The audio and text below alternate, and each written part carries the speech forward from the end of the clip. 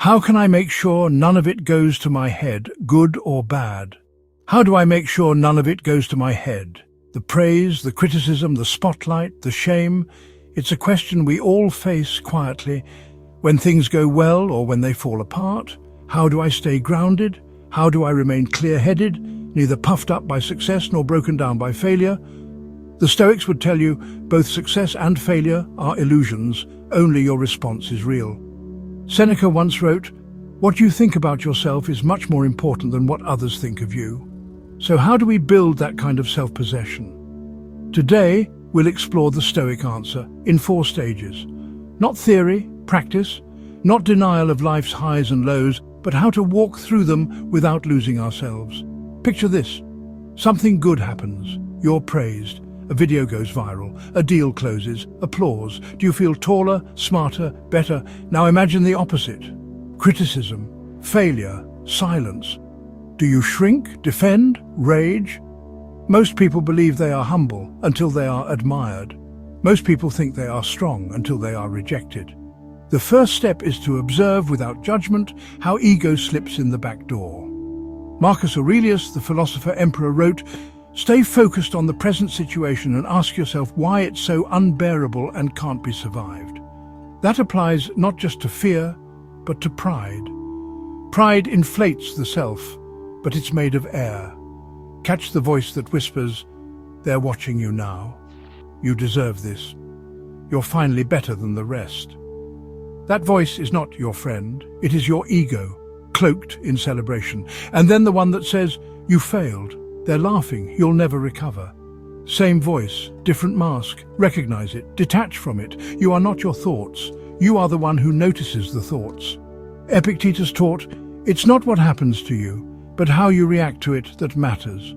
So start with this daily habit. When anything good or bad happens, pause, ask, what story am I telling myself? Is that story serving me or seducing me? That's the first step to freedom. Once you learn to recognize ego's voice, the next step is to return to yourself, your real self. Not the identity others see, not the version inflated by compliments or deflated by criticism, but the steady flame within. Marcus Aurelius called this your guiding reason, the part of you that remains untouched by opinion, untouched by fortune, untouched by fear. He wrote, "Never regard something as doing you good if it makes you betray a trust, or show hatred, suspicion, or hypocrisy." In other words, anything that takes you away from your integrity, even praise, is not good for you. To return to your center, remind yourself, I'm not my success, I'm not my failure, I am not my followers nor my critics, I am my character. It sounds simple, but it is a radical act in a world addicted to validation. This is where Stoic practice becomes powerful. Daily journaling, morning reflection, evening review, mental rehearsal of possible challenges, silence. These are not rituals of monks, they are tools of warriors, internal warriors. When someone praises you, say, that is their opinion, not my essence. When someone mocks you, say, that too is their opinion, not my truth. Seneca said, be silent as to services you have rendered. Speak only of favors you have received. Why? Because the ego feeds on performance. The soul grows in silence. You're not a brand, you're not a reputation, you're not a performance. You are a soul, capable of reason, of courage, of discipline, of compassion. So return to that. Every morning, before the world tells you who you are, remind yourself, I am not the applause. I am not the silence. You are the steady hand beneath both. We cannot control what people say. We cannot stop praise or prevent blame. But we can choose our response. When someone praises you, pause, feel the warmth, but don't drink it in. Don't build your self-image around it. Say to yourself, as Marcus Aurelius did, these are the opinions of others. I know what I truly am. When someone criticizes you, pause again. Ask, is there any truth in this? If yes, use it. If no, let it go. Epictetus said, if someone speaks ill of you, say, he obviously doesn't know me very well since there are so many other faults he could have mentioned. Let praise pass through you without distortion. Let criticism pass through you without corrosion. Practice this. When complimented, say, thank you, I'll stay diligent. When blamed, say, thank you, I'll reflect on that. Remain steady. Seneca said, he who is too much afraid of being duped has lost the power of seeing things clearly. The same applies to ego, so step back, zoom out. Will this matter in 100 years? Almost certainly not. So don't let it go to your head, don't let it enter your soul. You are not the wind, you are the mountain. Each moment of feedback is a chance to train your inner fortress. Ask yourself, am I reacting from ego or responding from wisdom? Am I driven by impulse or anchored by purpose? Choose wisely. That choice is your freedom.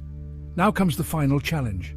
Integration, living in such a way that neither praise nor blame unsettles your balance. This is the Stoic ideal.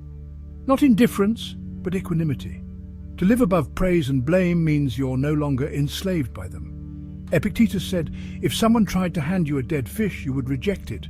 So why accept someone's insult? Likewise, flattery, excessive, manipulative, insincere, observe it and let it pass. What matters most is what you nourish within. Your values, your purpose, your direction. When you detach your identity from outcomes, you become unshakable.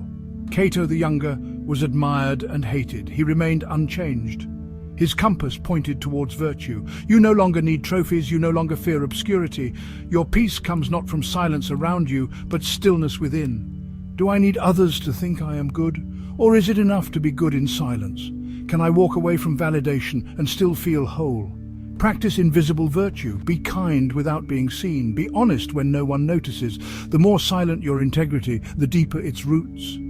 If all is stripped away, your status, your success, your spotlight, what remains?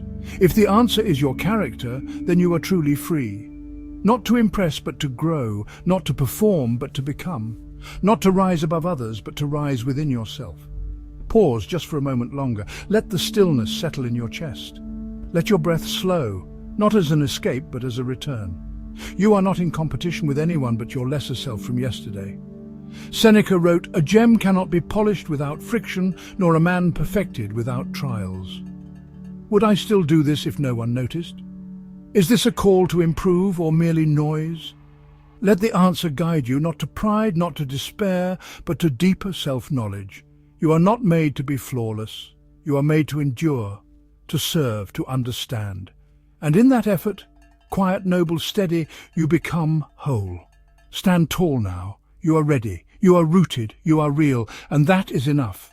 Subscribe to Ancient Wisdom today. Turn on notifications for your next moment of truth. Let's walk this path together in silence, in strength, in Stoic spirit.